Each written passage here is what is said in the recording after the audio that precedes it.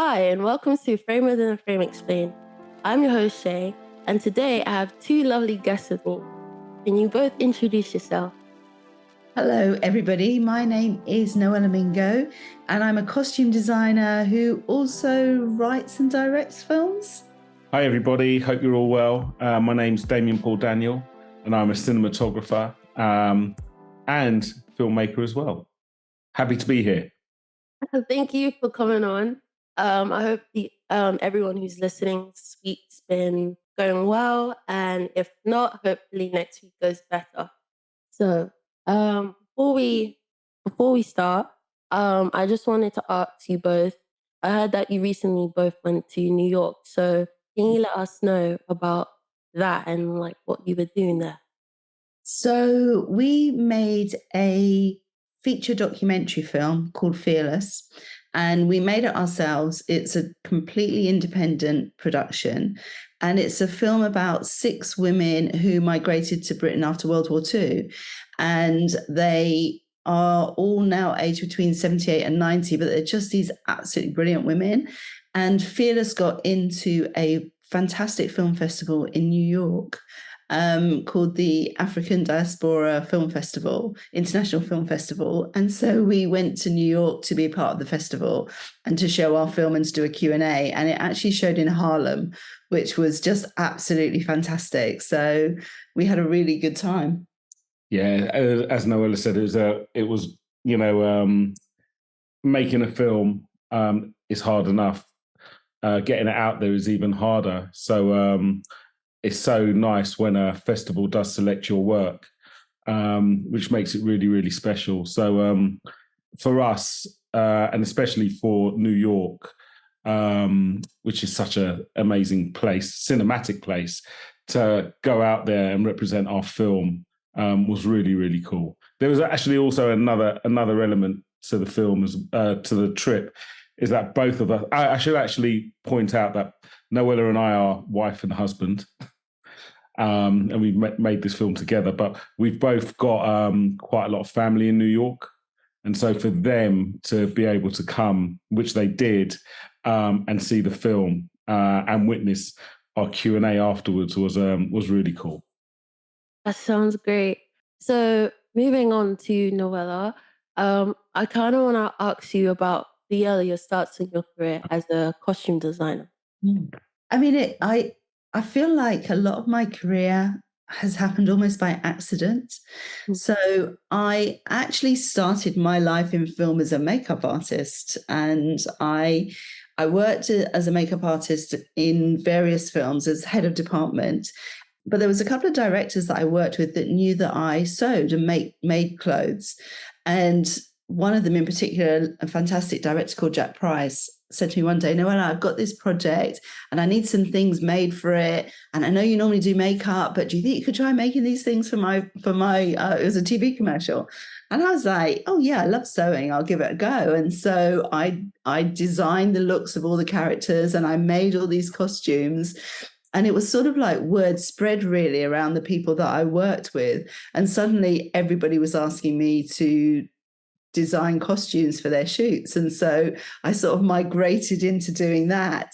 And it came really from a love of clothes and textiles and sewing. And so it's brilliant now that my career is something that almost came from a hobby, from something that I loved to do as a child. You know, I used to just cut up bits of fabric and make little bits of clothes or just practice sewing from when I was really young. So it's something that I've always loved doing, and now I make a living from it, which is brilliant. For me, like, because I'm into art and I would love to like venture into doing something like that. And I guess with film, that is kind of my way of expressing my artistic like creativity, I guess. So I definitely relate to that. So like, how is the creative process for you when you're making outfits and stuff? Well, really, if I'm doing costume design for a project, for a job, it starts for me really with I'm given a script, and I'm quite often given a brief from a director of how they see things. And sometimes that can be a really specific brief, like I want everybody to be dressed in purple, for example. That's never happened, but it could be something like that. Or sometimes they'll just say, well, the characters are like this, what do you think? And then I have to really try and get my creative juices flowing. But it's very much at the early stages, it's very much a collaborative process. So the costume needs to look good with the sets, so the production design and the art department and the props. It has to, it's no use me dressing somebody in a piece of clothing that when they sit on the sofa they match the sofa. So it's sort of thinking about all of those things. So it's very, very much a collaboration early on, and then I go away and I research and I create mood boards, and I'll create a set of what I call my first thoughts. So these are my first ideas about costumes. I'll then submit those to the production, to the director. They'll come back and say, we love this, we don't like this. And I do a bit more research and more work. And when everybody's happy with the mood and the feel of the costume, then I'll start actually working on getting those items together, whether I'm buying or hiring or making or a combination of all three. Oh, okay. Do you make like you said you made a mood board, right? Do you also like, I was thinking storyboard it, but actually wouldn't do that, sorry. But yeah, what is the day-to-day process? So a mood board is kind of like a storyboard in a way. And sometimes I'll get a storyboard and I'll notice on a storyboard that the storyboard artist has put a bobble hat on one of the characters. So I think, well, they must have got that from somewhere. So I'll maybe throw in some bobble hats as well. But I just will create a look and a style for each character, for each scene. And once that has been approved, I'll then do what a lot of people think is probably the best part of my job, but can be the most traumatic, which is shopping or trying to find the pieces that I've sold in. So I've sold in this idea to the director and the production, and now I've got to make those pieces come to life. So that's when it can get quite tricky, because I have a budget and I've got to get everything to fit within the budget. And so it can be quite a lot of sometimes traipsing up and down Oxford Street or a shopping centre trying to find things, or going to a costume hire warehouse and walking up and down rails and rails and rails of clothes to find that one piece that is exactly right for the project. Shaniqua, Yeah. can I, sorry to cut, I know the question, I just wanted to add what Noella just said on costume, because, and just sometimes the level of detail I know that Noella puts into her work. So for instance, last year, 2022, we both worked on a feature documentary, which was about one of the legends of English football, Geoff Hurst, who scored the hat-trick in the 1966 World Cup.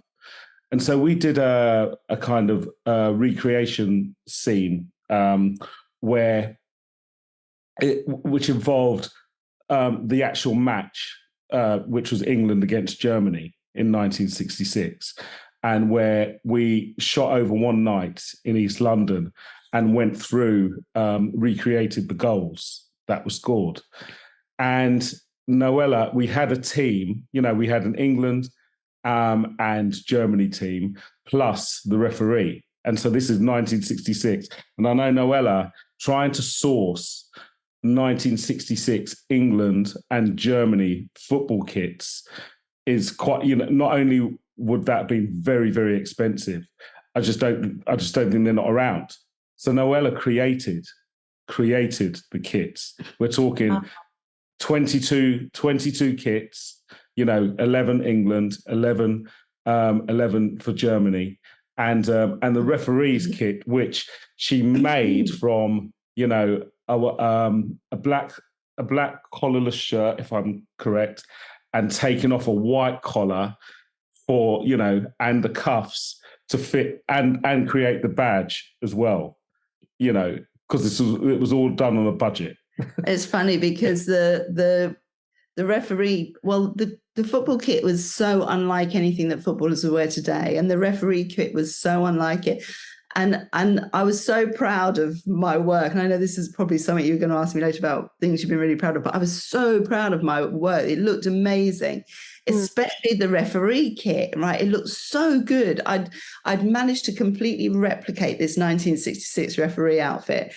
And then in the film that was made and is still available to see on Sky TV, you only ever see him from behind. So you couldn't see any of this incredible Oh, amount that I'd done. I was was so upset. it was hugely authentic. It was huge, and but it had to, even if the angles you shoot something. I know it might not show off Noella's work in the way that but it was, and it was a hugely, it gave real authenticity to the film. It really did. And for a reconstruction sequence in a documentary, it brought it to a level that was very high. So that's kind of gives you a sense of the process. It's like seeing what can you do, and if you're working on a huge budget film, it's really easy. It's when the budget is limited, or you're doing a small independent project, or maybe a short film. As a costume designer, you have to think really creatively. And sometimes I spent weeks and weeks scouring local charity shops just to look for one kind of shirt that I've got in my head, in the hope I can find it for £5 instead of having to spend £45 on something. So that's really when you're sort of, it's creativity, but it's also a bit of ingenuity is involved as well. Oh, that sounds really incredible. Like the whole process, like I just don't know how I would even go through it. Like, wow.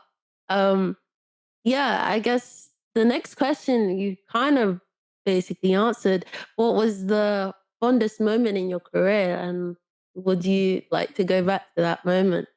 It's really hard to think of it because every job has a real high point, where you think, oh, this is great. Like just last week, I did a commercial for Comic Relief, Mm. and it's sort of like a trailer to go on the BBC, and I had to make these lookalikes of certain BBC, like well-loved BBC characters, had to make them look exactly like or wear what the real people would wear. Because there's kind of this joke about the real celebrities are out fundraising, so they had to get in these slightly dodgy lookalikes to do their jobs on the telly. And it was really satisfying, when I looked at something, I thought, oh my gosh, that's exactly what they would wear. It looks really, really good. But sort of things that I'm really proud of, the Jeff Hurst documentary Damian was talking about, I was really proud of. But one of the moments that kind of really made me see that actually costume design was the thing for me was the director I mentioned before, Jack Price. He was making a commercial for Greenpeace.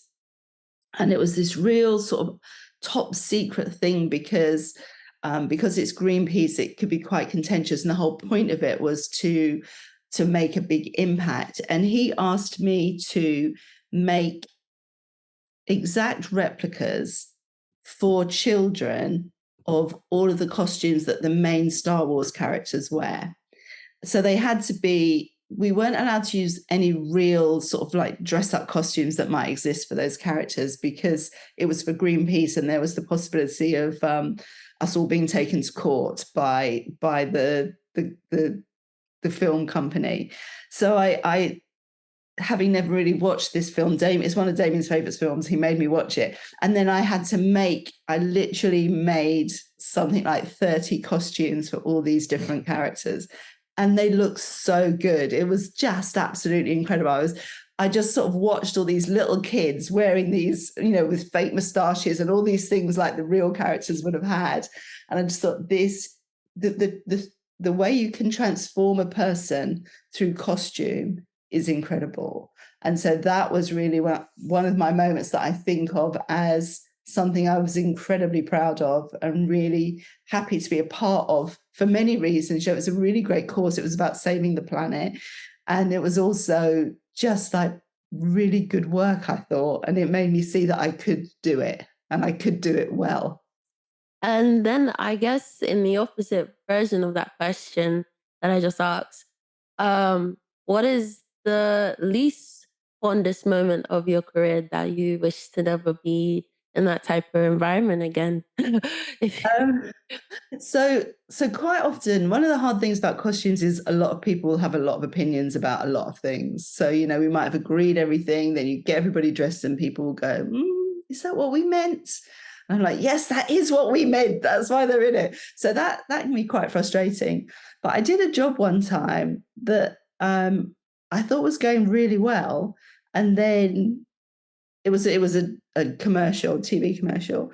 And then we had a couple of days gap in between. And then when the day before we were supposed to go back, I got a call from the producer and said, they don't like you, they don't want you back. And I was like, oh, it was a very weird situation. I feel it may have been a slightly racist situation.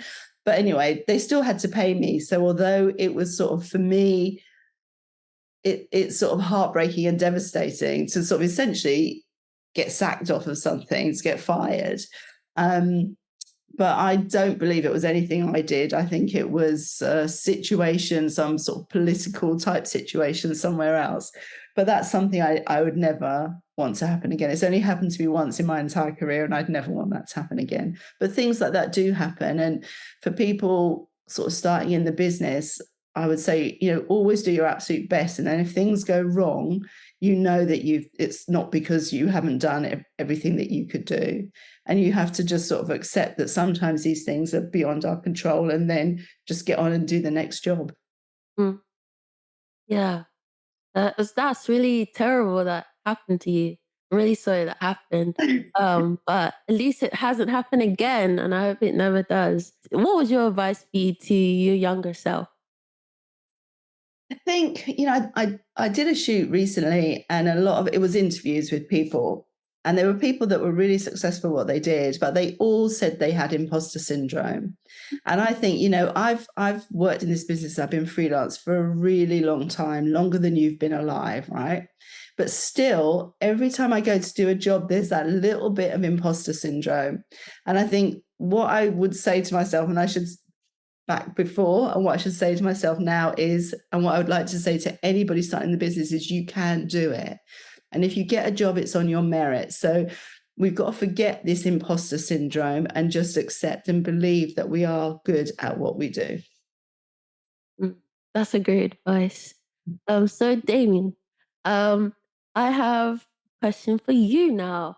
So can you tell us your earliest starts of your career? Sorry, say that again. Oh, the earliest starts to your career. My earliest starts to my career. Wow. So it was quite a long time ago. I've been working in this industry for 27 years. When I first started, I I didn't go to film school or anything like that. I always loved watching films, going to the cinema when I was younger, but never ever thought that it was something that I could pursue as a career. As a child of Caribbean parents that came, I'm one of the first generation born here of Caribbean parents, and the struggle that they had when they came over. My dad came over with London Transport initially. My mum came over with the NHS working. She was a district nurse for 47 years, and so just back then, working in film was not something we even thought of. But growing up in London, I had a love for film, and there came a point. I'll go into it in another, I think, some later questions. But I got into, just as a hobby, doing theatre, but learned quite quickly that I wasn't going to become an actor. Even though I quite enjoyed going on stage. But at times I would help behind the scenes, either in costume or art or whatever. And I quite liked that. And that kind of sowed a seed. And then it took a few years, and there came a point when I thought, actually, I do want to, it is something I want to get into. How do I get into it? I had no contacts, no threat. I didn't know anyone in the industry apart from one friend of my brother's who was working as a delivery driver for a camera rental house where people rent cameras for film sets, and he would deliver, cameras to film sets. And he said, to get into it, you have to become a runner. And I said, what is a runner? I used to do athletics. I could run pretty fast, but and he goes, no, that's what I mean. A runner is a dog's body. You basically make the tea, but what a brilliant way to learn the workings of a set. So I'm going to cut this long story short. This is pre-internet. There was a reference book called The Knowledge in the library, which listed all the production companies. I was working as a chef at this time, working as a chef, barman, waiter, and all of that. And in my days off, I knocked up a CV with the help of a friend of mine, and went. A lot of the production companies were in Soho, and so I would choose, 4 to 5 companies a day, and literally just knock on doors with my CV saying, "Have you got any work as a runner? Have you got any work as a runner?" And then I eventually got my first job working one day on the set of a music video for this American rock band called The Almighty. And that was kind of it. So my start in the industry, I started off as a runner, and I ran for about maybe a couple of years, a year and a half, and tried all sorts of departments, from production to sound to art to lighting, and then found I had an interest in cameras. And by then I had gotten to know a couple of people that worked in the camera department, and they said, well, you need to start off as a trainee on set. So I worked my way, getting work on the sets of, be it music videos, be it TV commercials, be it TV drama and feature films. And then from a trainee, I actually worked my way up through the different grades in the camera department, which is, first AC or clapper loader on film, up to second AC, which is clapper loader on film, and clapper loader, to first AC, which is the main focus puller, in charge of the cameras and lenses, to eventually becoming a director of photography. So Wow. my starting, I've given you a very long-winded answer, but No, I, that's great. I started off as a runner. Nice. That's kind of like how everyone gets into the industry, by running. Not Yeah, physically running. Well, sometimes you have yeah. to physically run, but Sometimes you do have to actually run. Yes, yeah. yes, but yeah. What challenges did you face on your way up to being a DOP? The challenges are essentially looking for work, because you have to. I mean, when I was doing it, it was pre-internet, so it was the knocking on the doors, to, most of those doors and companies I knocked on looking for work as a runner. Never even, they would take my CV, but would never get back to me. But I would always follow up.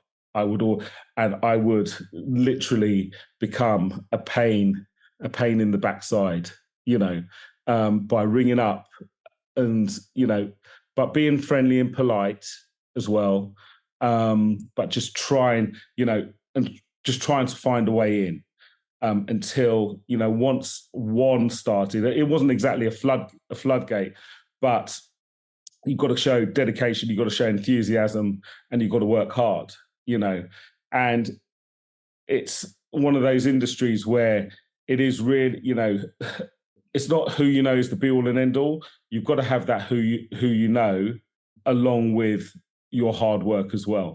And word of mouth gets round. And, because what's also good about the industry is that, if, people will recommend you, but you've got to show that spirit, but the challenge is, because you're freelance, the challenge is also, it sounds like a cliche, but only as good as your last job, because you have to try and keep that ball rolling.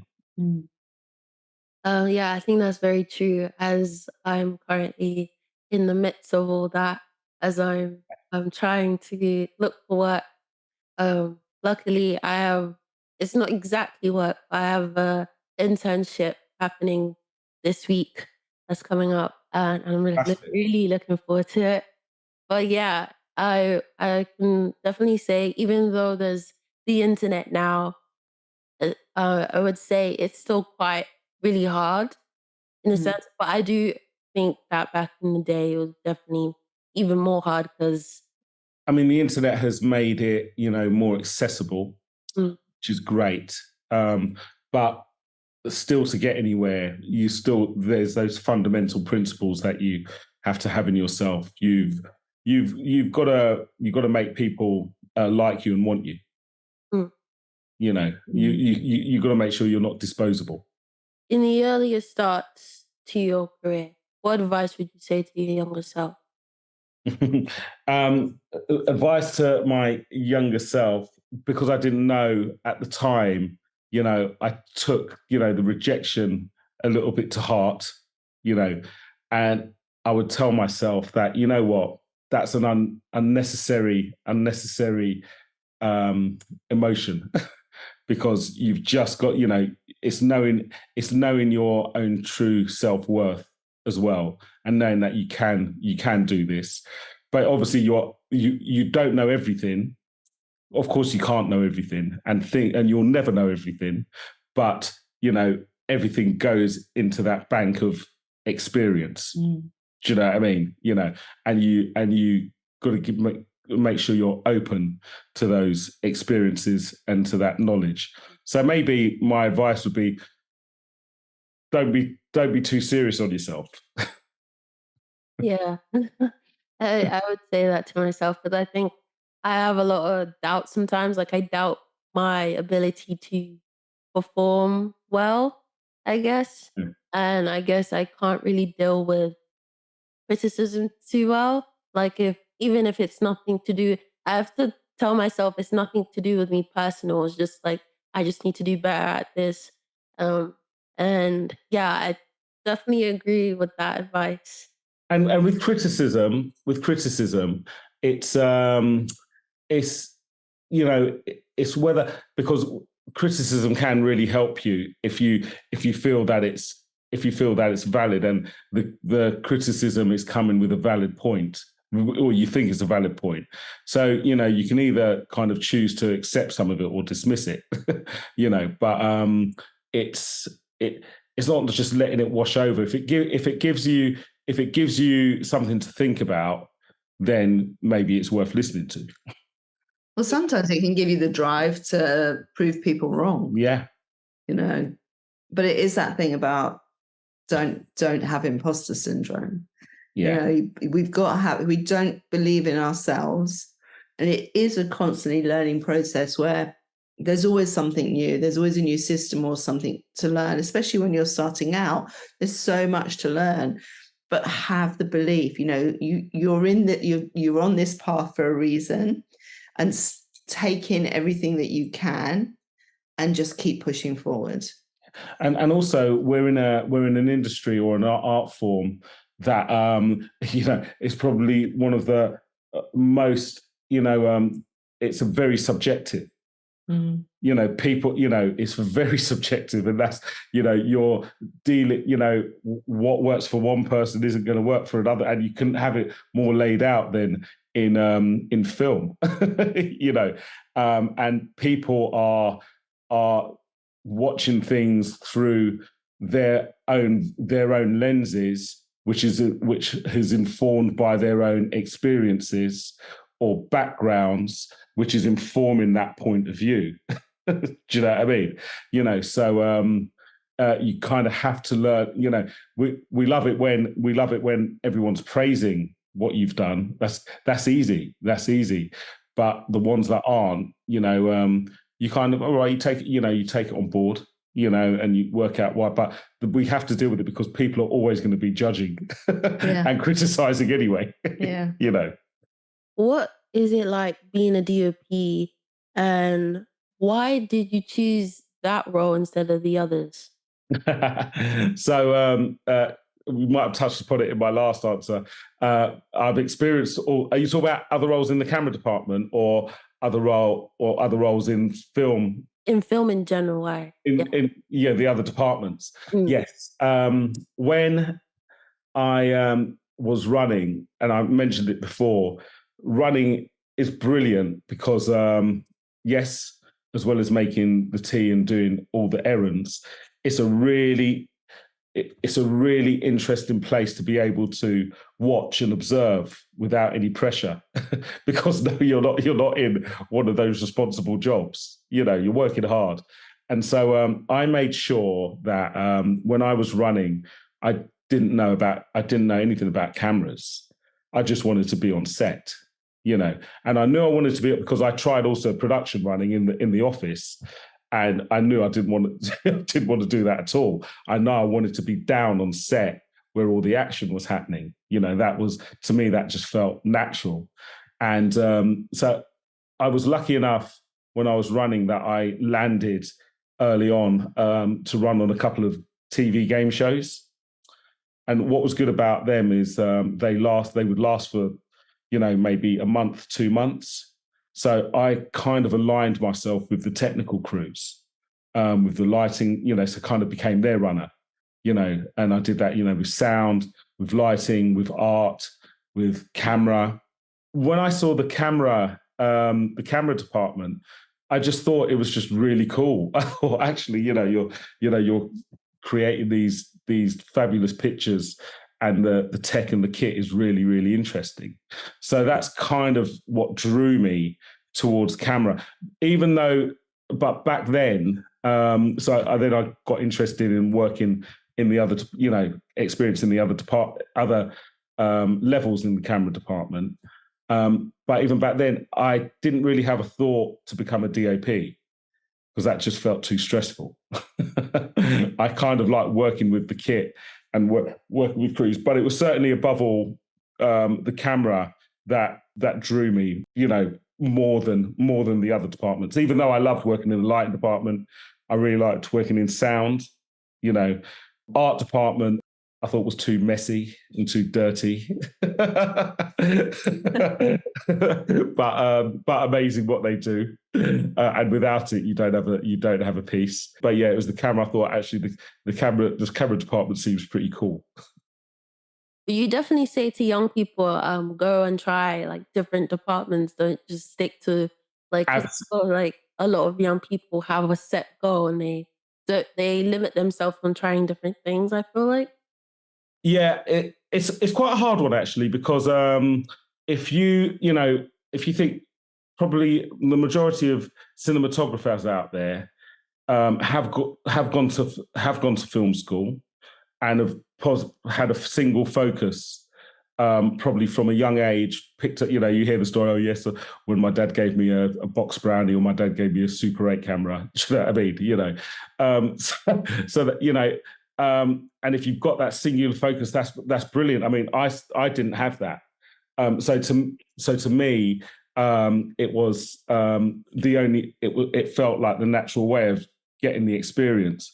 And becoming a cinematographer is, you know, if you've got that sole vision, you work towards that. But what makes life on set, so, you know, it can be a stressful enough situation anyway.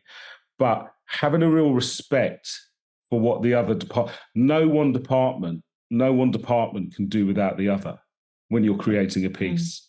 Do you see what I mean? It's like, you know, even though obviously other departments are possibly afforded more kudos, but you really cut, you know, without on a drama, you know, without production design, you haven't got a piece. Without cinematography, you haven't. Without lighting, you haven't. Without makeup, you haven't. Without costume, you haven't. Without, you know, any one of those. Without the actors, without the cast, you haven't. And then without the, you know, you couldn't have a more perfect example of team and teamwork coming in where you need everyone to come together to build in the single vision of creating this piece. And, you know, heads of department, and you know, you can see it certainly in cinematography because it's what I know, can get so wrapped up, sometimes so wrapped up in their own vision and not have a regard or respect for anyone else.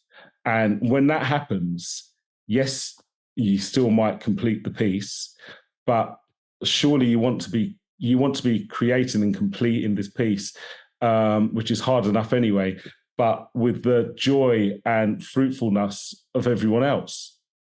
You know, you don't want it to be, I want a set to be joyous. Even if you're working on a really difficult and painful subject, you really want to have a joyful, because that's where you get the best out of everyone. And having that respect, having that, even, you don't even have to know the inside outs of what every department does, but you've just got to have a respect and understanding for what they're bringing. Mm. Do you know what I mean? And that's what makes it harmonious. Definitely. You mentioned how you didn't have a film like school background. And Noella, you can also answer this. What would you say to young people who are like me, they wanted to not go uni, and just go straight into industry? What would your advice be to those young people who are thinking about that? I mean, my advice would be just try and get on a set, any set, whether it's your friends are making a film or you're going to make a film with your friends. I didn't go to film school. I didn't go to university at all. I left school. I did really badly at school. I left school with very few qualifications, and no real experience in anything. My career's advice was go and work in a shop, which I did, and there was nothing wrong with that. You know, I did that to sort of get myself going until I found my place. So my advice would be try and get on a set, or try and get involved in making or doing it. There's some incredible work that's being created by people using their phones, or and it's sort of, it's, I would say, get experience. But if you can find somebody who'll let you come and be a trainee with them, or just come and observe, or just be a part of seeing what the process is, because you pick up so much more through being on set than you ever will really in film school. So you'll learn all the technical stuff in film school, and that's brilliant. Mm. But actually the practicality of working with a team on a set is something that you only learn by doing it.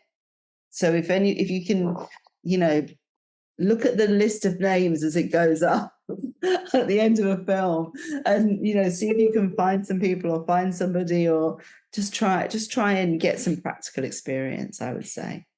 Yeah. And as just to chime in as well, as filmmaking is all about teamwork. It really is constantly trying to find your tribe, and the things. What's great about the internet is that you can research, and things like film charity or screen skills, just to name a couple of things where you can probably find opportunities to get on set as well. But and actually, Noella just mentioned something. At the end of the credits, I always stay for the end of the credits anyway, because that the credit roll is not there just to credit and thank the people on there. It's information. It's absolutely information. So it's you watch a particular film you like, or a particular TV series you like, at the end it will have the production company that's produced it. And if that's something that's tuned into you, why aren't you, of course, go and call that production contact that production company. What have you got to lose? And half the time they won't get back to you, or they'll just say, we haven't got anything, but you just keep going. Just keep going, keep going, keep going. Yeah. Or, look at the individual credits of the people, the technicians, the people that are the craft makers, and then contact them. Yeah. And also the thing I think that's great about watching the credits is there's so many types of jobs. Like, I had no idea about all these different things that all these, I when I was young, I used to watch TV or go into the cinema, watch a film, never really thought about how that film was made, and all those opportunities for really interesting work behind the scenes. Like, we look at the actors and we sort of think, oh yeah, but there's so many, you see those hundreds and hundreds of jobs come up at the end of everything, from the from the costume supervisor or trainee to the best boy or the dolly grip or all these things that when I did my first job, I had no idea what these things were or what these people did. And so there's there is opportunity, definitely. Can you describe, Damien, a conversation that you have with the director about coming up with like, or deciding how, like, what shots you want or lighting for like a certain scene?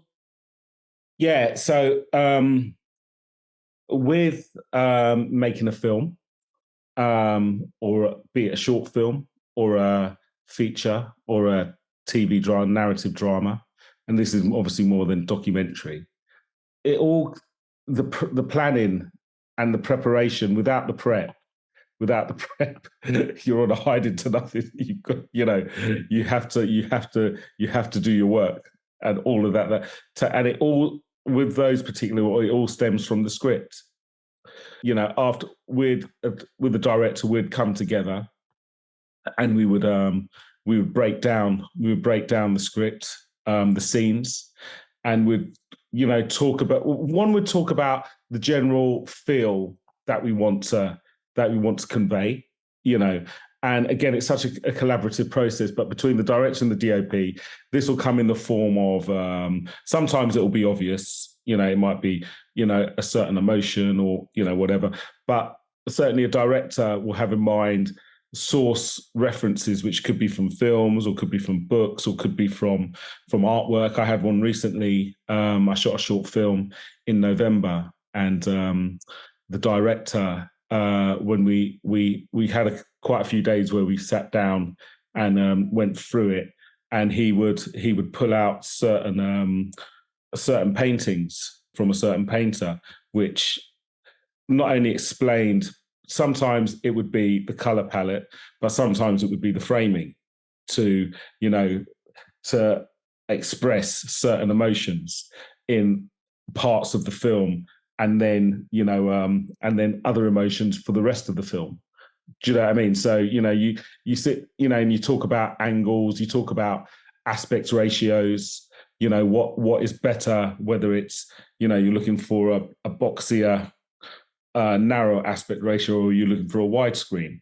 It all feeds into how you want to portray, this vision. So it's many conversations, and as Noella will explained, will create a mood board.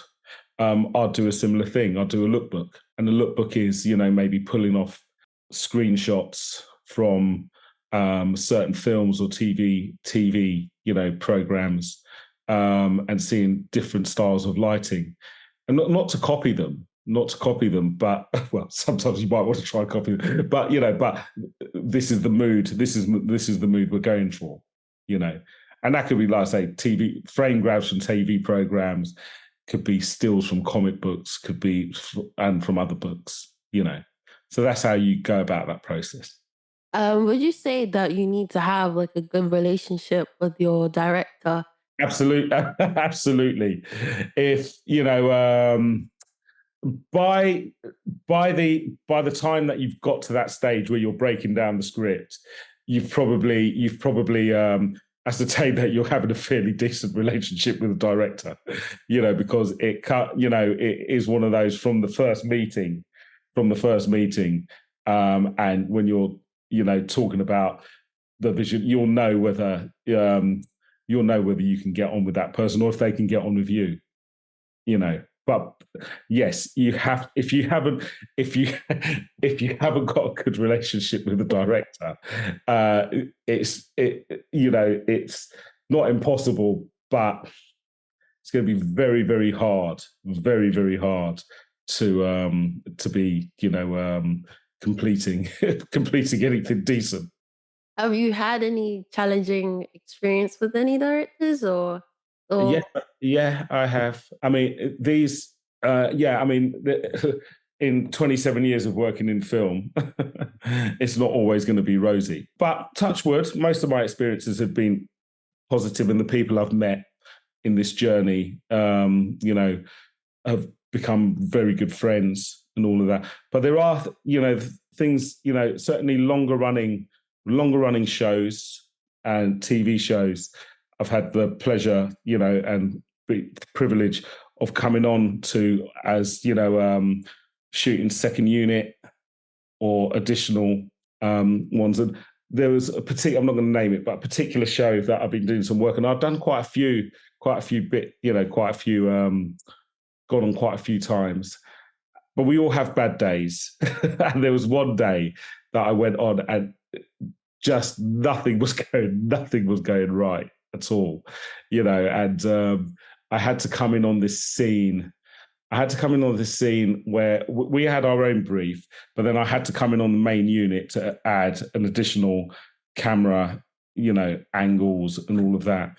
And I don't know, it must have been quite a stressful scene, but the director really wasn't communicating to me kind of what he wanted, because he was so full on with, and that DOP wasn't really helping either, and I was asked to get one thing, but then it was questioned why I didn't get this other thing. It was, well, you never told me. Do you know what I mean? But it all of a sudden became my fault. And that wasn't very nice. And then that led on later in the day doing other scenes. It just, it was one of those days where it was just really hard you had to endure. You just had to get through it. We completed it, but sadly, but you take those and you think, well, is there anything I could have done differently there? And you kind of do a little self-analysis, and then you move on. I feel like I've had that experience with people in college. Right. And I feel like it was sometimes a thing dealing with ego, especially with the fact that if they have more of a film knowledge, they feel like they know better than you in a way. It was definitely one situation like that on my final project in year 13, where the director and the DOP weren't discussing with me and my friend about certain things. And it was really hard for us to work as a team when we were all supposed to communicate. And it came to one of the days where we had to pitch our idea to the whole class. And I think that was kind of like the only time we really talked more about the whole idea. Because so far it was just like me and my friend working on one thing and then them working on another thing. Even when it came to the actual filming day, it was just like the actors were in one room and they went off to another room, and the actors were like kind of directing themselves. It was so weird. And it was just such an interesting experience because I didn't feel like I could voice my frustration to anyone other than my friend, because it felt like, in a way, they were favoritized, because there was like a lot of favoritism going on in my school.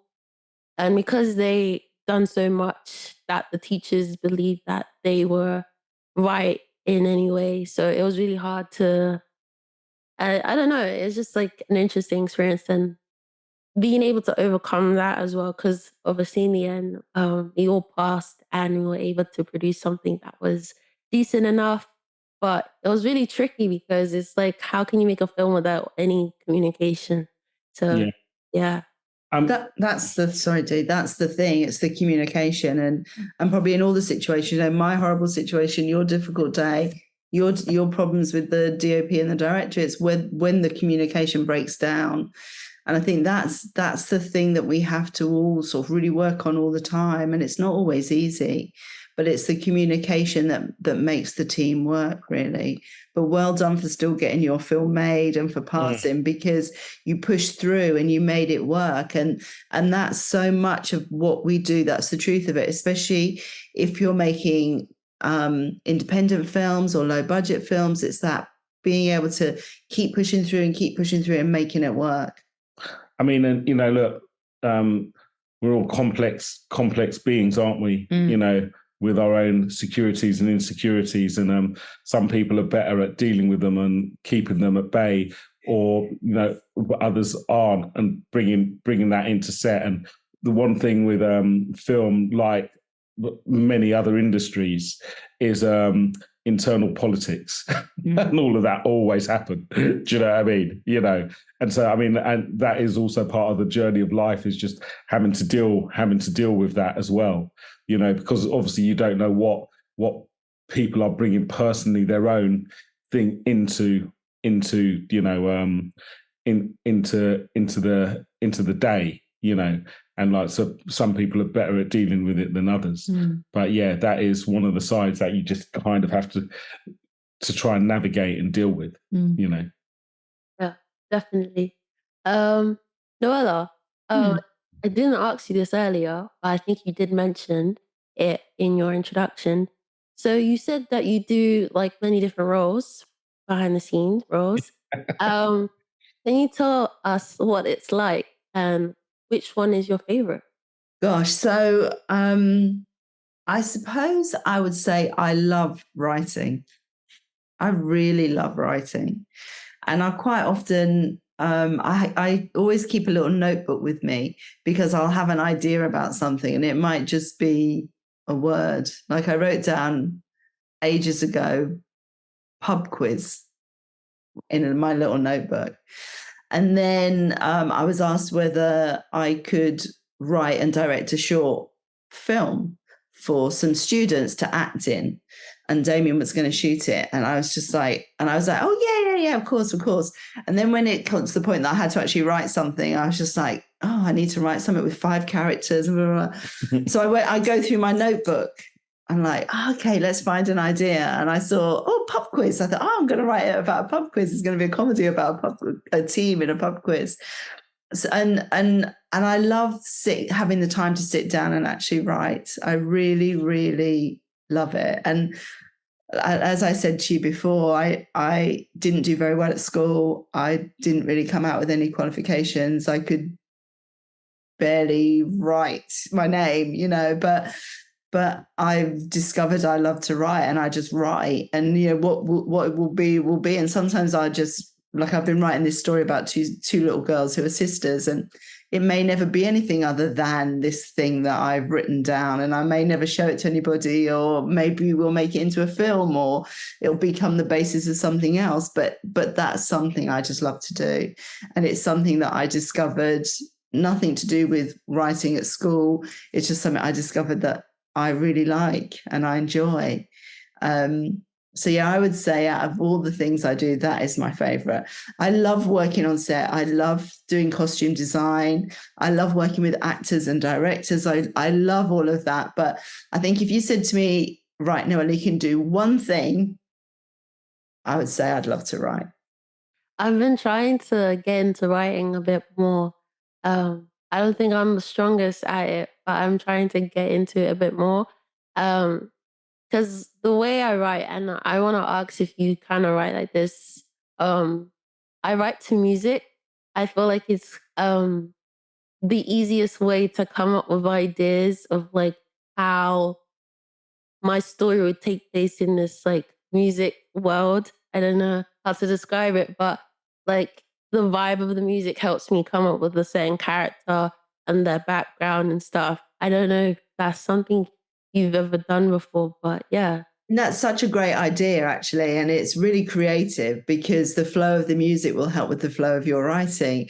I mean, I quite often will write with music in the background, but it's not, I haven't really thought about it in those same terms, but I think I might try that because that sounds really interesting.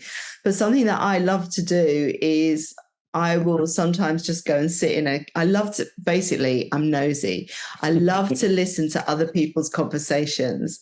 And sometimes I'll sit in a cafe, or we live quite close to Brixton, and there's this cinema there called the Ritzy, and I'll go and sit in the cafe at the Ritzy because all life is in the Ritzy cafe.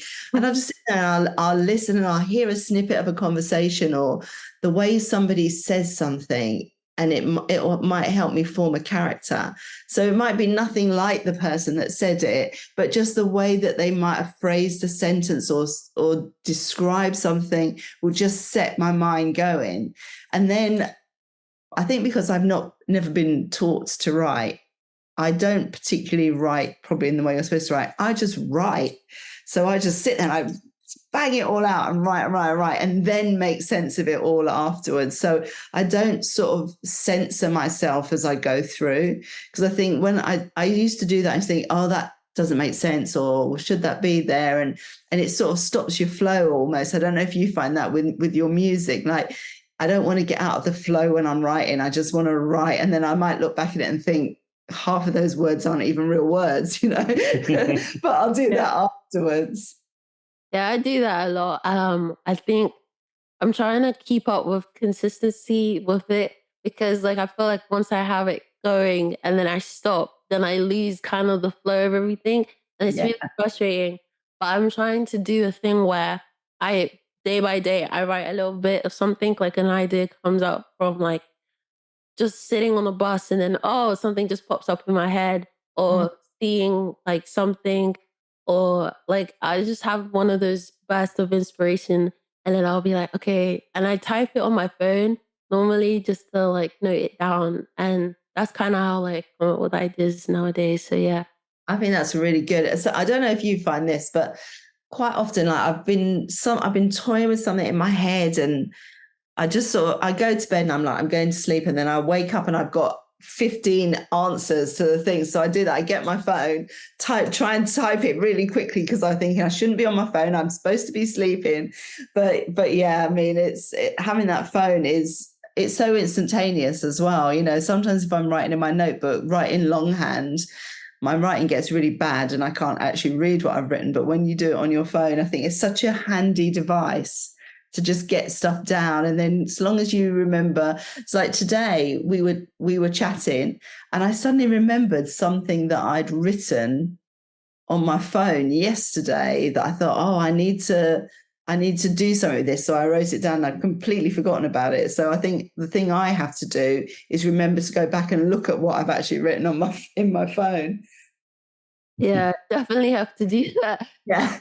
I have like a list of writing script ideas, and then I have it just saved. So then I just like remember, okay, this is what I need to add to the other lists and stuff. So yeah, But definitely. you know what Spike, sorry to interrupt you, what Spike Lee does, he just has post-it notes of ideas or words or things, and he just keeps it all in a drawer. And then every now and then he'll open the drawer and pull one out, and you know, it's his next film. Yeah. Yeah. The writing process is a funny thing. I Yeah. definitely feel like. So for both of you, how are you in a company with a company or freelancing? Like what career placement in? So for our day job, like me as a costume designer, Damian as a cinematographer, we're both freelance. So we work as sole traders, freelancers. But we have a very, very small, sort of just us and a couple of friends, production company for our personal projects. When there are projects like Fearless, and some of the shorts that we've made, we do them through our own small, very, very small production company. And those projects really came about. We started doing it really in lockdown, wasn't it? Like, well, no, Elephant was 2019. Yeah, that's true. But in lockdown, I remember we were laying in bed one day and Damian went, we should make a film. We should do something with this time we've got. Right, think of what should we do, Noella? Well, think of something. Write a script. And so we started a bit more in earnest then, although our first film was before that. Yeah. But I feel really lucky that between us we can work on a project, because I can write it, I can direct it, Damian will shoot it, make it look amazing, produce it. Well, we'll both produce it. Yeah, but you do more of the producing than me, to be honest. I just leave it all to you. So we're really lucky in that respect. And I think it is that thing of, it may not be your life partner, you know, it could just be a really good friend or somebody that you have that kind of shorthand with, that you don't have to explain everything, can be a really good way to work with other people and make your own projects. And for us, it was that thing about telling the stories that we thought weren't being told, and the things that we don't see. You know, as Black people, our stories are often told in a particular way. and a particular trope. And we know that there's so many stories that we can tell, and we just wanted to start telling some of those ourselves. So looking back on your career, if you mind me asking, what was it like finding a job? Finding a job, like in the first Sorry. instance.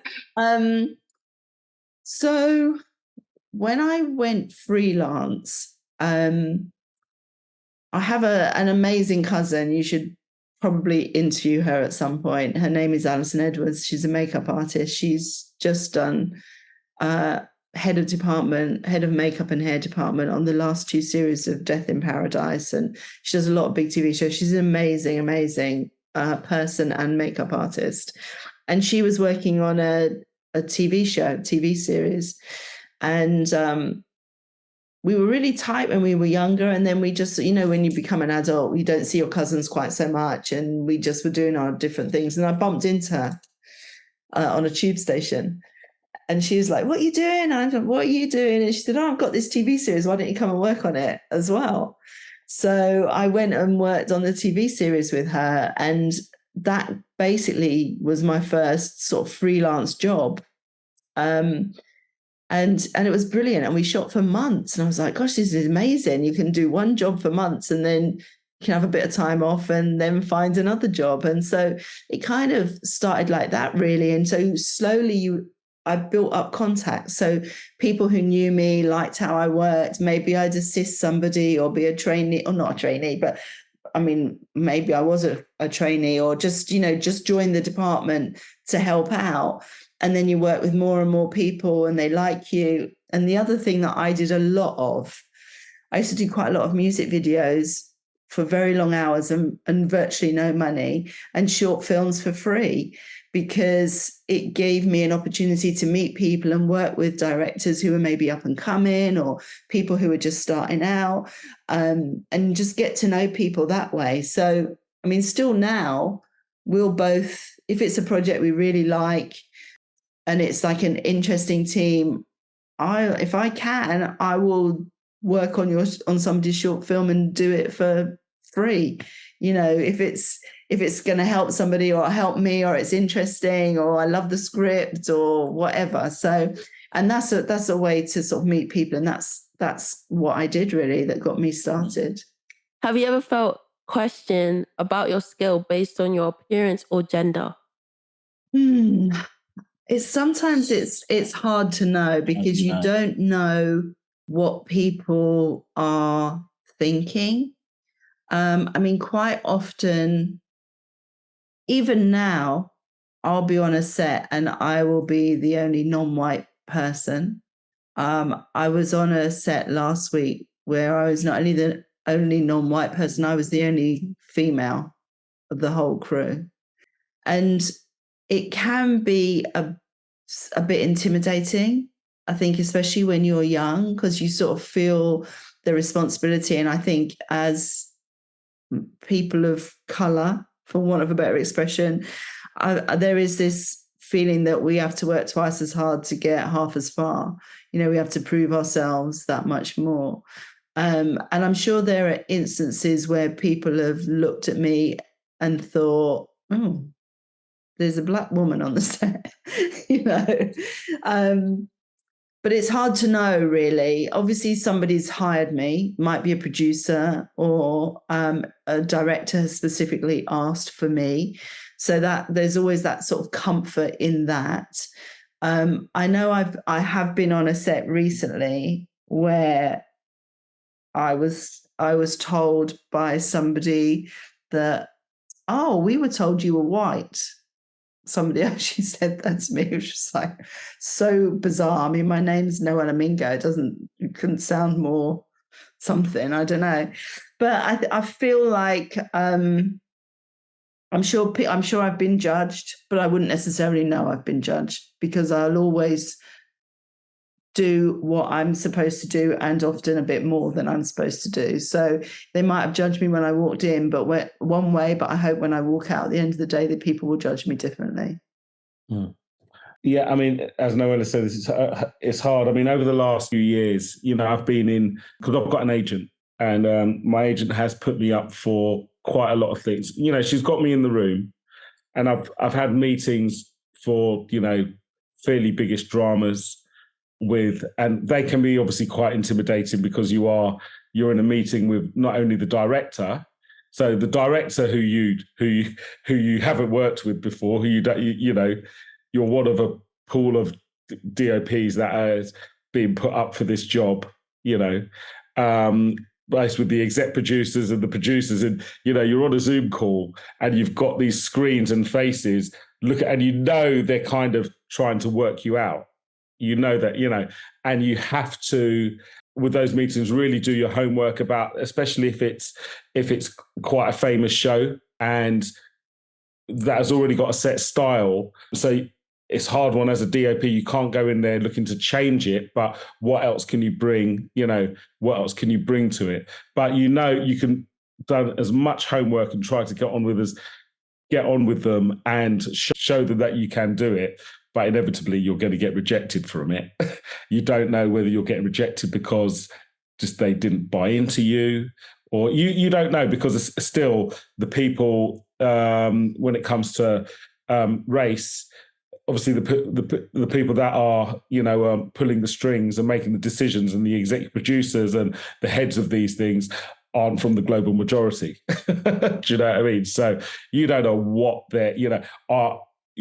All things can go around in your mind. Are you there purely because they can say, well, we have seen you, but we're just going to revert to our person anyway. Another thing is, I tend to travel quite a bit, and there have been times when I've gone away, and you've turned up on the set of something abroad with an already established local film crew, and and they're like, well, who are you? And you're the cinematographer, you're the director of photography, you're the head of that department, and you haven't got your own team around you. So you have to feel that you have to disarm them sometimes, and you kind of overcompensate. But it's just a mechanism to get through. And then once you get into it, then they see what you can do. And it's like, right, okay, all right, so we can, this is what the experience does. It's like, if sometimes if all else fails, fall back on your experience. Actually, I do know this. And maybe I can teach you something. What would you say to young people who are going through something like that? Ooh. Just do the job the best you can. And if you genuinely feel that people are judging you or treating you badly because of your gender or your race, do everything you can to prove them wrong.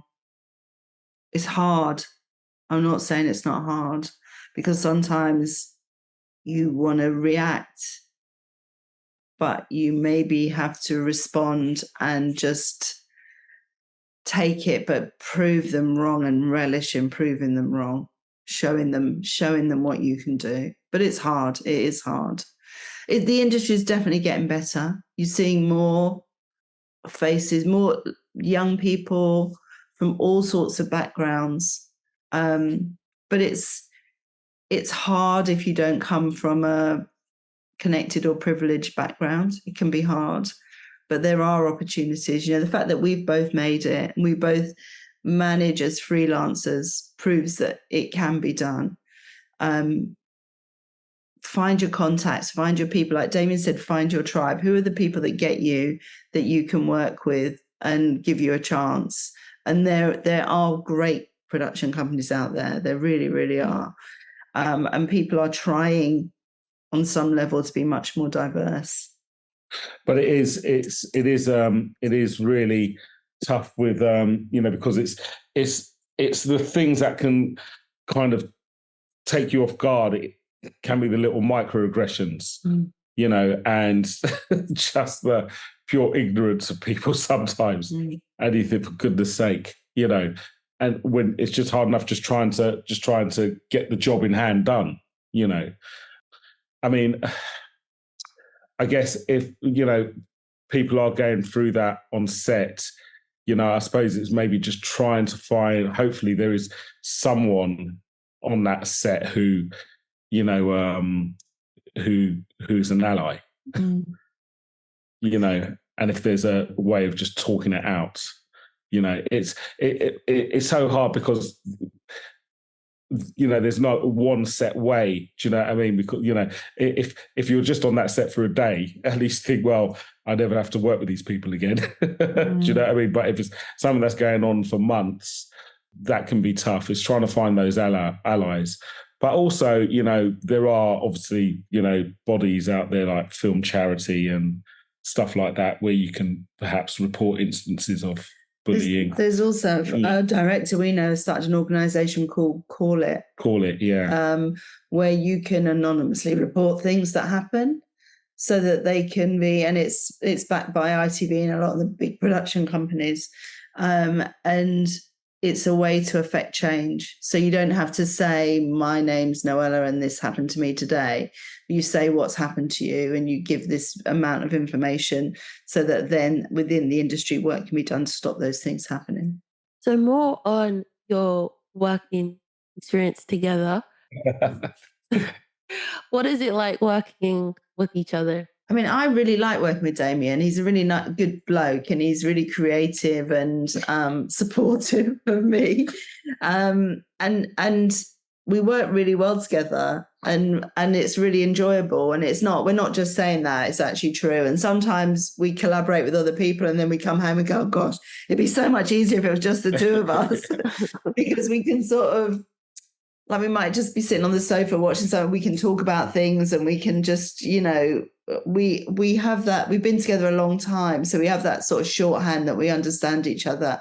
Doesn't mean we always agree by any means. And we can get a bit snippy with each other on set or, I haven't called cut soon enough or whatever. But I feel really lucky that I'm in a relationship with somebody that we can make films together. We can pretty much do it, and we know people that can help us. So we actually work really well together. And it's not just making our own films. There are a couple of production companies and things that we do, commercials or brand films, that book Noella as, costume designer and me as a DOP. And so we do those together as well. And those companies are actually really nice because actually the producer, the director, we all know, and sometimes we do go abroad, and then the supplementary crew, if I'm bringing camera crew, Noella's bringing part of her team. We actually what's really nice about those is they can be physically and mentally tiring, and there's all sorts going on with clients. But the fact that we actually all know each other helps us get through it. Yeah. And it's funny when Noella and I are working on those in our separate roles, it's still quite joyous. I mean, Noella will tell me off for being a bit too familiar on set, but it's when he calls me babe, and I'm like, no, you can call me Noella or the costume designer, the babe, where we're working. But yeah, so I ignore that. Yeah, he does ignore it. It is nice when we work together on our projects, but also on other projects. And there are quite a lot of people that like to have us both because they I don't know, they know that we maybe help build that nice environment. We just work well together. And we met on a job. We met on a film. Yeah. So it seems it's just like we go full circle. We met on a short film, then we started making our own short films. Yeah. Can you talk about like the projects you've done together? Yeah. Sorry. No, I've just have worked. Well, it shouldn't really work out, but together we've made 4 shorts. We include the Blenheim Road. Oh yeah. Yeah, 4 shorts. So 5 shorts, 2 documentary shorts, and 3 narrative shorts. No, 3 documentary shorts and 2 narrative shorts. And we've done a doc feature and we're in the middle of one doc feature. We're shooting another narrative short, Quiz Night, then hopefully shooting another one, Ghost in the Machine. Yeah. We've got a feature film script as well. Yeah. Could you talk about the making of the feature film, like coming up with the idea? The feature film that we're going to do, hopefully. Fearless. Do you mean Fearless? What do you mean Fearless? The one that we've completed is Fearless. That's a documentary feature. Yeah. But we've got a narrative feature as well. That could be a feature, it could be a series. We're looking to do it but we're looking to do it as a short first. Yeah. Even though we've got a feature script. So it's based on an idea that I had, because 2 doors down from where we live here is a house that there was a really infamous, it wasn't really a murder. Somebody died in this house. They were sort of starved to death somewhere else and they were taken there. And this lovely couple moved into this house and they didn't know this because this happened in like the 1800s, right? It was a really, really long time ago. And on the day they moved in, somebody stopped them on the street and said, "Oh, do you know that your house was like a murder house?" Oh. And they were devastated, understandably. And it really isn't, and these places were built, they're Victorian, right? So imagine that all the people that would have died in most houses, over. But anyway, so it was an idea about what if something happened in your house, and maybe, so basically it's like a comedy drama, and it's a young couple move into a house that's haunted by a reggae DJ from 1977. And so that's the idea of it. And so it sort of goes a bit backwards and forwards between 1977 in London. Because the woman can feel the ghost. Yeah, the woman can communicate with the ghost. So they sort of become friends and they set out to solve the mystery of who killed him in 1977. So it's sort of like a detective come murder mystery comedy. It's not really scary. It's not like scary. He's not a scary ghost. He's a lovely ghost. Plays his tunes at night and stuff. He's got a sound system. So there's a bit of whodunit. It's a murder mystery. Trying to find out who done it. So we hope to do. We were talking to a TV production company, but for us, it was really important that it was a largely black cast, and then it was set in our little bit of South London. And they wanted to change it away from that too much. So we're going to look to. And we've been doing this with the other 2 friends of ours that we've got the company with. Noella developed the idea, and one of the others is a script writer. Yeah. So it's a process. It takes a long time, but if we're thinking it may be easier, I don't know, or maybe worth doing it as a short first and seeing how that plays out. Yeah. Before then doing so we've got all the elements there for the feature script, and also, as Noella said, for a TV series as well. So but I think a short could be more feasible. It could get the film off the ground in the sense that quite often you see quite a lot of features that came from shorts. So we're thinking that, but that'll be a project for later this year, hopefully. Yeah, it definitely sounds like something I would really look forward to watching. So good. Hopefully everything goes well with that. But I wanted to ask, what was it like making your first short film? Oh, it was really good, actually. So it was a really odd thing. Damian said to me that he wanted to shoot some drama. So he said, would I write a script? So I was like, okay, yeah, I'll write a script. So I wrote a script, and Damian had a friend who's a director who wanted to direct it. But then he kind of lost interest in the project, which actually for us was fantastic, because then we could really do what we wanted to do. So Damian really wanted to shoot on film. We wanted it to be in black and white. We wanted an entirely black cast. And we achieved all those things. And it did really, we pulled it together quite quickly. Yeah. And it did really, really well on the festival circuit. It got into some incredible festivals and was really well appreciated. I mean, the time frame between when Noella first wrote the script, and that was over probably about 3 or 4 years. And then it was really in 2019 that was like, no, we've got to do this, and for all of those reasons Noella mentioned, and got a great cast, and unfortunately, the festival, and it was our kind of first foray into festivals, and really, because we produced the film and we paid for it and funded it and all of that, and on the festival circuit, very much learning as we went ahead.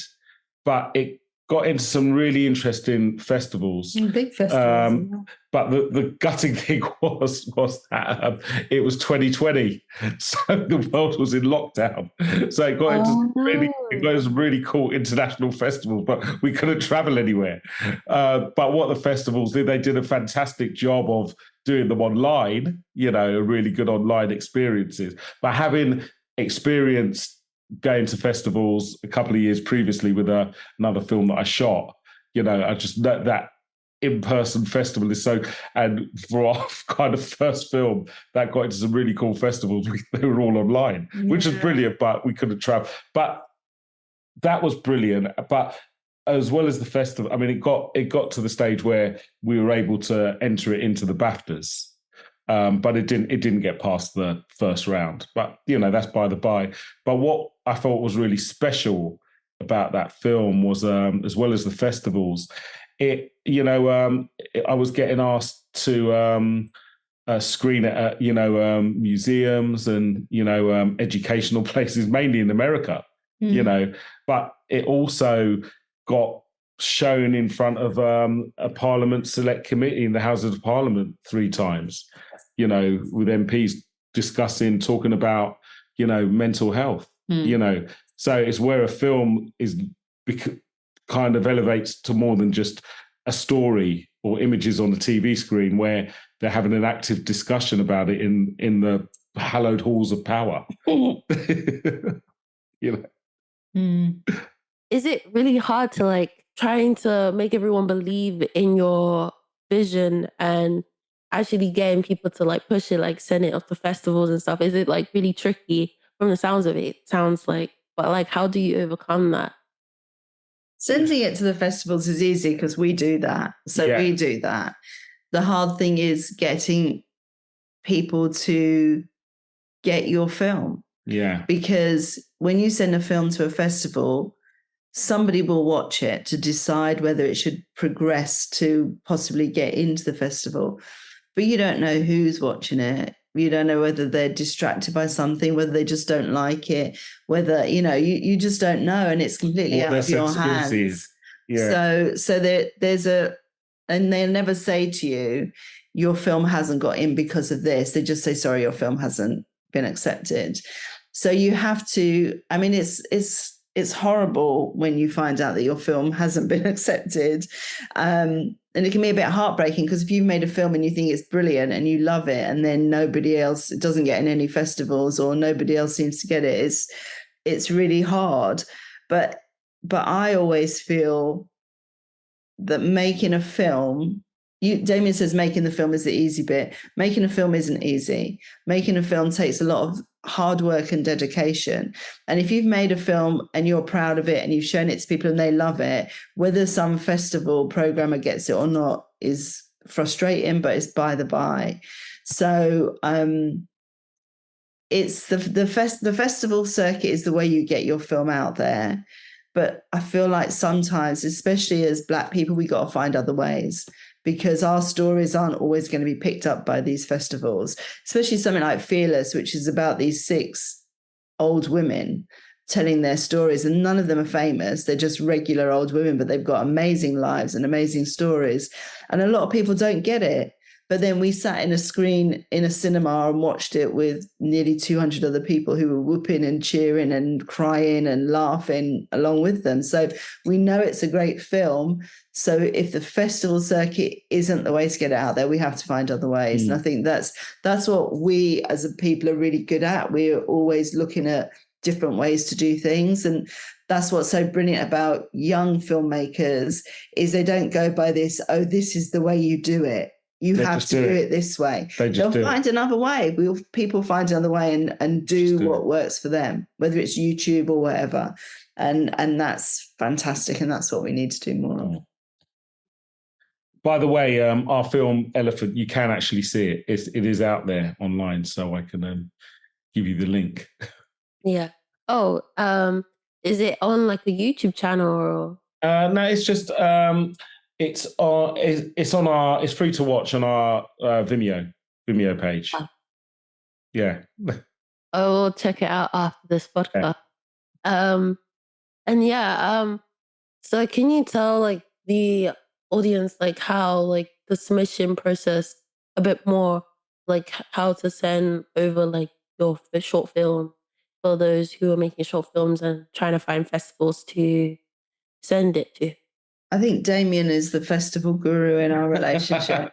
he always, and I feel like we're learning more and more about, we always think, oh, our film should be in the Cannes Film Festival or the London Film Festival, when actually there are people who pay companies huge amounts of monies to get their films into those festivals. And if you don't have those sort of pockets, which we don't, you find the festivals that feel like they fit with your film. So whether it's maybe a Black film festival or a South Asian film festival or a queer film festival or a young people or an film festival, there are hundreds of film festivals, and Damian will tell you where you can find them. I mean, the festival is I mean, I haven't got all the answers because we're going through it ourselves, but as Noella said, yes, everyone wants, the thing is, when you make a film, you as a filmmaker think you have made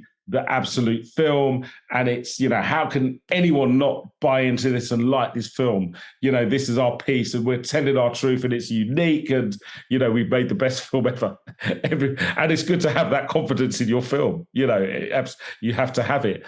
Unfortunately, and it's like, yes, I wanted to get into the London Film Festival. I wanted to get into Sundance. I wanted to get it into Cannes. So, you've got the big hitter film festivals. You've got probably the top five, Cannes, Sundance, Berlin, Venice, Toronto, and then you've got probably about 200 others that are deemed, the likes of Tribeca or Telluride or all of those London film festivals that carry a BAFTA or Oscar or Canadian Screen Award carried.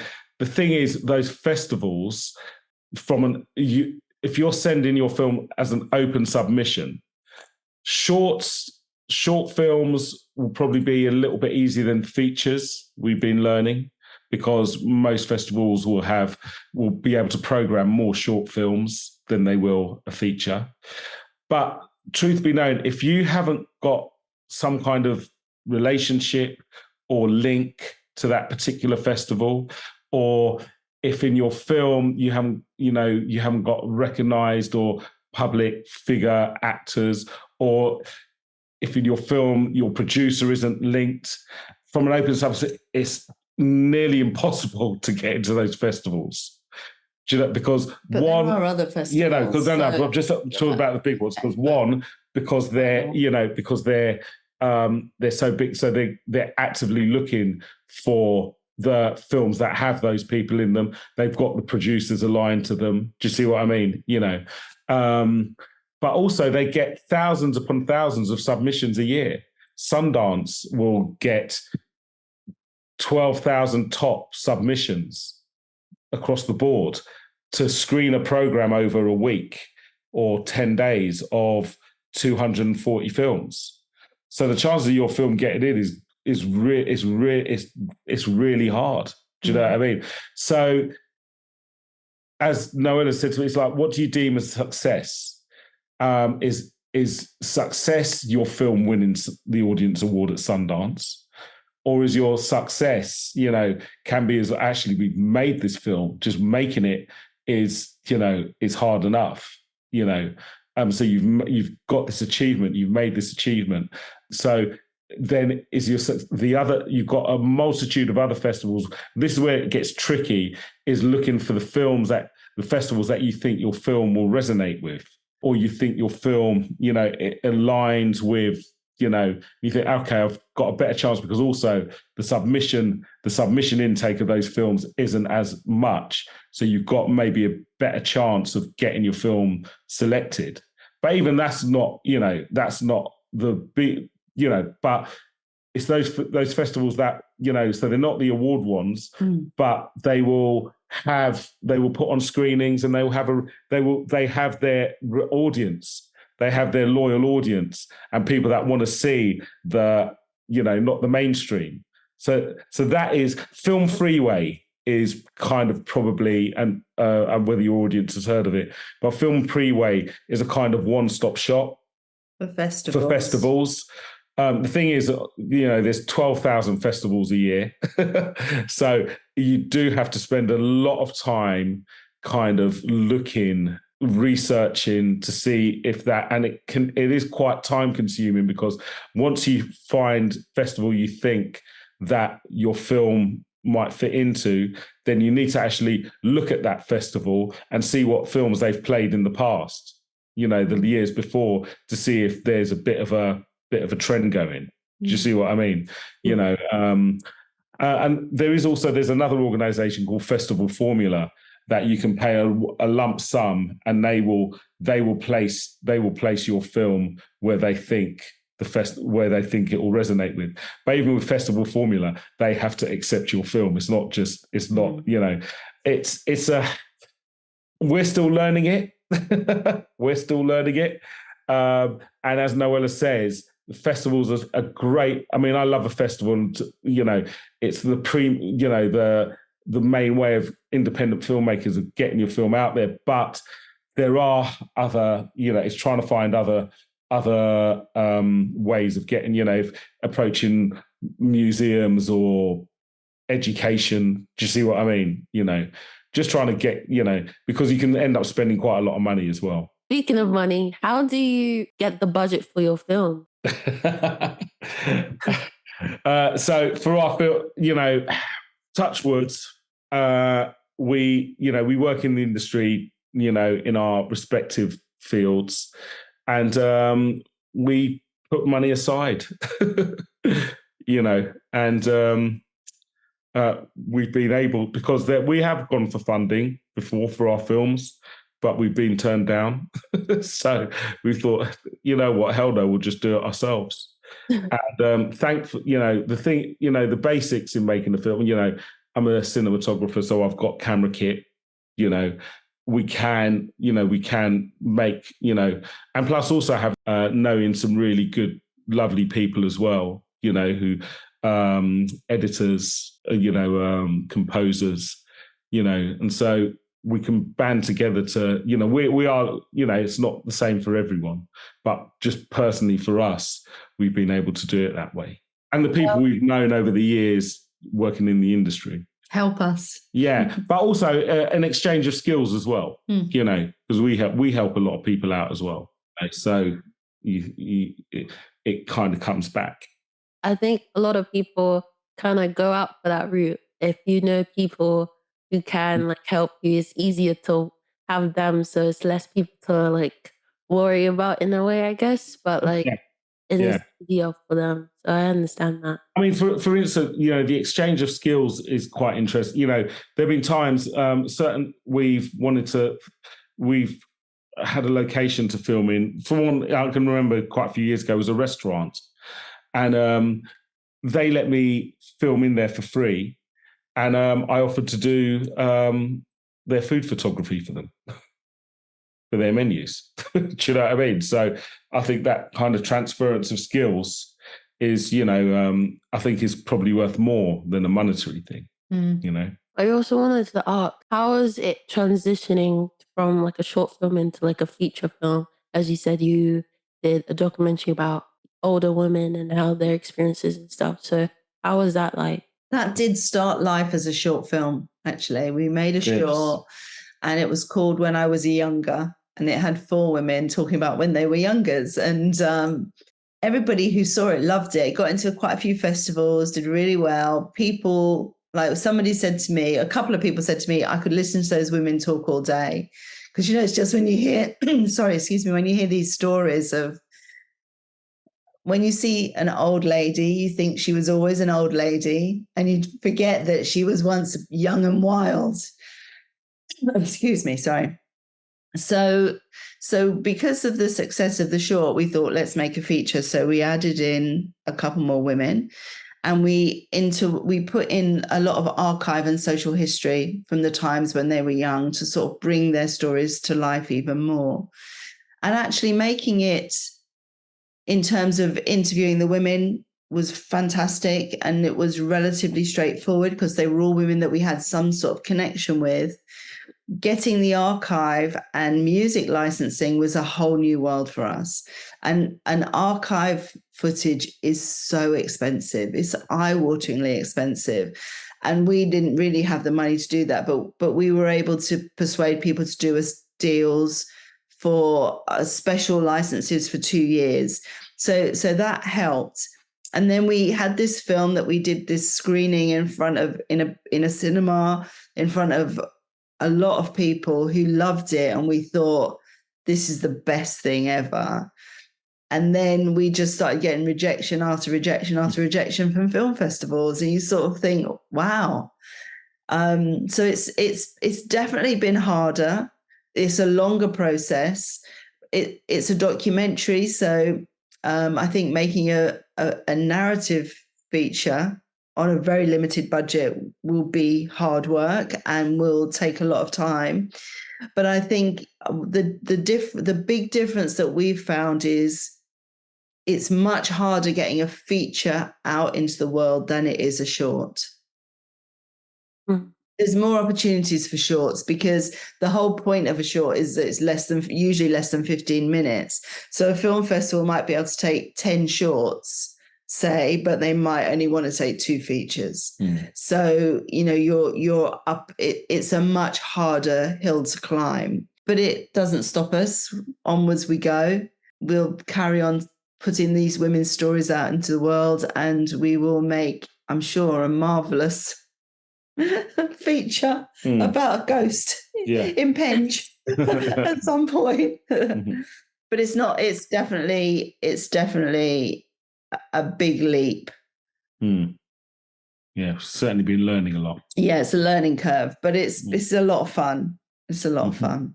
I'm happy that you're having fun with the journey, because I know for sometimes, like when it's like keeping having a knockback and you're not seeing like any progressions, and it's like your story is not being recognized, and it's about the recognition.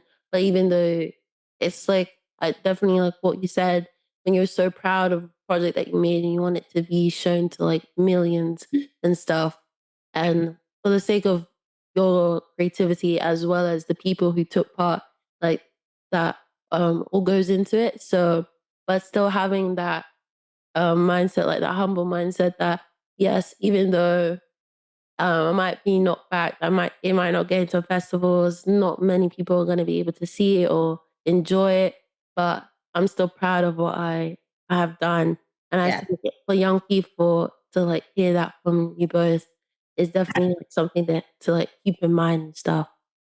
Yeah, I mean, so I was going to say, what I said before, those festivals are getting it out there unless you're connected or, trying. So the way is to try and find someone who is connected, who likes your film and that can champion your film and has got that influence, And so the way it's a tough one, but it is trying to get it out there. I mean, we're planning our own screenings of the film, to invite people or industry people down, which, hopefully might, because when you do, you certainly have a different feeling or reaction when you're watching a film in a cinema surrounded by people than if you are on your own watching it on the laptop, because I think you feed off the energy of others. Yeah. There's nothing beats it. Yeah. sitting and watching one of your Yeah. films with an audience. Yeah. It's the best thing. So it's just, for us, it's trying to find maybe that champion that does like the film and maybe has got a bit of influence that can help get out there. Did your Year 13 film, did you have a screening of that with your fellow students or anything? Did that happen? Yeah, so normally, because the way it works is we all do separate edits, like our version of how we see the Mhm. film, and then one of those get picked. Most of the time, it's either the director or the DOP, or an edit that just looks better than everyone else. Mm. And normally that gets shown in like a big hall in our school, and we have like a screening day where you can bring your parents, other people's parents come in as well. And it's shown to year 12s and rest of our year. And yeah, so we did have something like that. I never saw the final version of the film. I only had mine to look back on. But yeah, I think it would happen during the summer. So when we all finished college, the year 12s got to see it, and some of uh, like my other year 13s, and I'm not sure if the music students or the game students got to see it in our year, but yeah, we had a screening, something like that. I remember I had one in year 12, and it was for a music video that I did, and I had to come on stage and talk about it. Didn't say much, because it was like another similar situation where I wasn't really connected to what was going on, but I kind of just talked about my role a bit, saying, because I was like a runner on the music video, so that was fun. So yeah, it was nerve wracking doing something like that, and I guess if I was able to go on that screening for that short film, I probably would have to do something like that again. Yeah. But I'm glad I didn't, Yeah. I didn't have to go on stage and talk about it. But for the film, I think what we was able to make, it definitely was something fun. I should probably say what it was. It was a commentary on online dating. Mm. And basically, there was this young woman that goes to this man's house, and he's just a weirdo, and she ends up getting. I don't want to spoil it, but I might as well now. Um, I can send it to you. My version of Yeah, no, please the do. film. Please do. And yeah, and we don't know. It was. I think the director wanted to be left on a cliffhanger, but it's basically allude to the fact that the young woman ends up being killed by the man, and it was just basically around the danger about online dating and stuff. They kind of wanted to make like a thriller horror thing, so that's kind of what we chose to do. Brilliant. Oh, please do send Please it. send Love to see Yeah, it. love to see it. Yeah. Yeah. But yeah, it was fun, and I'm happy with it, even though the process of it was difficult. But it was still a fun thing in the bigger picture of it all. But yeah. So I was gonna ask, how do you balance though, like between a work relationship and a personal relationship between both? I just feel like we balance it. We talk Yeah. about work a lot. We do Yeah. talk about work a lot at home. But I think most people in relationships or with families talk about their work. It's just our work is we work in the same. Yeah. I think the fact we work in the same industry is really helpful in a relationship. I've been in a relationship with somebody before that wasn't involved in this business, and they couldn't understand why I might be working, leave the house in the middle of the night and get back in the middle of the next night, or do a job for 3 days and not get paid for it. They couldn't understand it. Whereas I think the beauty of being in a relationship with somebody who's in the same industry, they kind of get that side of things. Yeah. In terms of it for like our projects, I think we sort of will often mull things over together, and but we do do a lot of other stuff as well. We go to the cinema a lot. We do a lot of things that aren't connected with work, which means that we have that balance. But also, there are times, because work can be quite intense at times. Sometimes you're going to get a week, crazy week, and full on. And we've had that where sometimes, actually it has happened in the last couple of weeks. We've both been, thankfully, quite busy for January, which eternally grateful for. But we might not see each other for a week. even though we're living in the same house, and we're leaving in the morning and come back, but we might not see each other for see each other awake. Or not see each other awake. Be asleep, and or one of us will be away on a shoot as well. Away, so that it's not like 24/7 we're in each other's pockets. I might be sitting in a cafe listening to people's conversations for my next writing project. Yeah, I mean, there are times I'll say, "I know to come with me to this," and just go, "No, I'll do."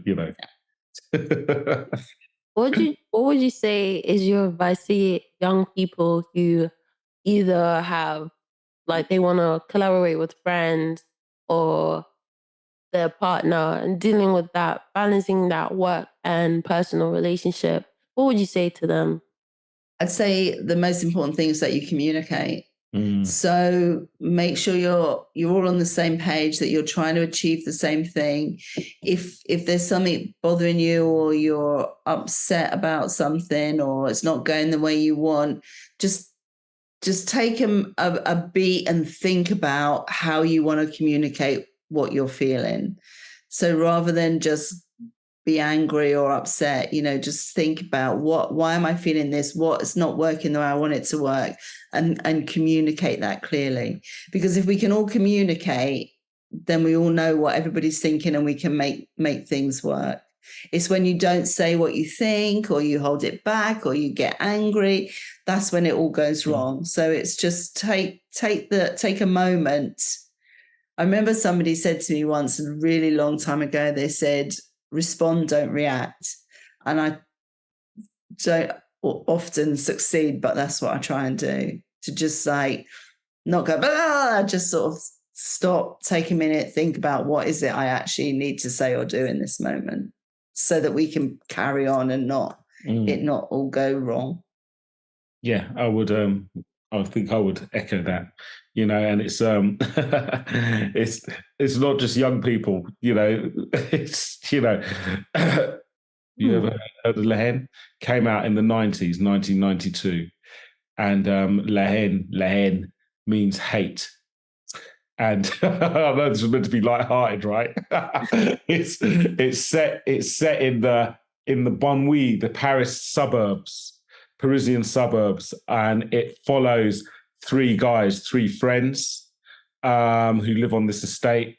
It was do you know the actor Vincent Cassel? Oh yeah. Yeah, it was one of his first films.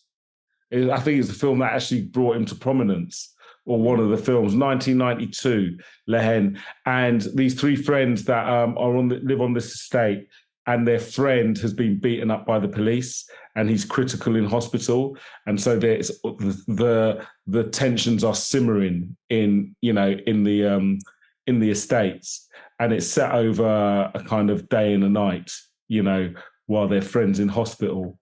And it's the hate means the hatred towards the police, But that film, it was it resonated. Just the way it was shot is all black and white. The way it was shot was just beautiful, Plus, also, in the early 90s, I lived in Paris for a bit, and I'm not saying I lived on the estates. I did live on a housing estate, but not. It wasn't it wasn't in the projects like that. And so it's just Paris at that time when stuff was happening, but also the music soundtrack to the film is just unbelievable. And some of the set pieces, the acting is fantastic, but some of the techniques in that film were brilliant, So I would have, if I'm going to say one, I'd have to say La Haine. So I'm going to say two. So a film that I watch over and over again is a New Zealand film called Hunt for the Wilder People. That is just Brilliant. this beautiful, simple story. And it's beautifully shot, it's beautifully acted, it's really simple, it's really funny, it's just the most engaging, lovely film. And it just reminds me that some of the best films are just about humans interacting with each other, sometimes in slightly adverse situations. But I for sort of like a lesson in engaging, thoughtful, impactful filmmaking, I'd say to people, watch Hunt for the Wilder People. It's directed by Taika Waititi. And then the other film I want to say is a film from this year, which is I hope is going to, well, I don't think it's up for many BAFTAs, it's called Past Lives, which is a really beautifully shot. Again, it's that thing. It's about human interaction and human stories, which is what we all love and what is really engaging. And it's got some incredibly beautiful shots in it. And I don't know if you've seen it, but it's a really, really lovely film. I would for this year. And I just remember towards the end, I'm not going to say what exactly happens in case no one has seen it who's listening. But yeah, when it came to the ending, I just cried a little bit. It was Yeah. just like I wasn't expecting to cry. Like I wasn't expecting it to be that type of film. And I tend to now cry a lot with movies. I'm not like a really sensitive person. I'm just like, I don't know, movies just hit me sometimes. But yeah, I remember crying at the end and really feeling for the main character. And I was just like, wow, this feels like the most real film I've ever watched since probably like Everything Everywhere All at Once, which is definitely my favorite film ever. Yeah, I Yeah, it's a agree with great that. film. Yeah. Yeah. And I definitely agree. The way it was shot was just, I don't know, it was just one of those films where I wasn't expecting to feel so like deeply like connected to it in a way. I felt like the story was so human. Yeah. And it's just like such an incredible film. And I really do hope that when something, not maybe not everything, but at least something. I hope so. I hope so. Yeah. Yeah, and definitely Riley. I'm not one for rom-coms as well. I just don't mush with it properly. So I was quite shocked when I found it really funny, and same thing, it felt really human and felt like these people were real people that I could bump into one day or something. Yeah. Like I just think that beauty of creating a story where you could really feel the characters as seeing them as really human beings and stuff. It's not just like a characteristic being played for, a film or whatever. But yeah, definitely those films, if they hopefully they win something, but who knows. I hope so. So now we're coming to a close. Thank you so much for coming on and talking about your experiences. And it was just great hearing your guys' like stories and sharing your advice. Even though I'm like running it and I have some, but like it's just really helpful for me as well. And I'm sure it's going to be helpful to all people, not just young people. But yeah, it's just amazing. I hope you both have enjoyed coming on and speaking. I know how sometimes it can be like really intense. Sometimes when you're getting a bunch of questions thrown at you. But yeah, I don't know if you have any final thoughts. I just wanted to thank you. Thank you for asking us, and thank you for your really insightful questions as well. It is that thought of oh my goodness, what will we say? And then I feel like we probably said way too much. But it's been for me a really, really enjoyable experience. And congratulations to you for putting this together. And also, I really hope your internship next week goes brilliantly. Yeah. Thank you. Really honoured, really humbled that you asked us, you wanted to talk to us, Shaniqua. And it's brilliant. It's brilliant you're doing this. It's a great thing to do. You're being proactive. So yeah. hopefully what I've said is not going to send people to sleep. And but, hopefully maybe we'll see you on a set somewhere soon, Yeah. I hope. Yeah. And certainly some of your listeners, hopefully. Yeah. Yeah. All right. Thank you, Shanifa. Thank you. Thank you. Before I end today's episode, I just wanted to say sorry in case you couldn't hear me in certain parts. The reason for that, I have a new equipment, so I'm still working out the mechanics of everything. So I'm really sorry about that, but I hope you were still able to enjoy today's episode and still get a lot from it. And yeah, stay tuned for more episodes like this and for your regular casual review episodes. And also, if you want to stay up to date with Noella and Damian, you can follow them on their socials at DOP Daniel _ for Damian. And for Noella, you can follow at Noella _ elephant short film. I hope you all have a lovely week. Bye.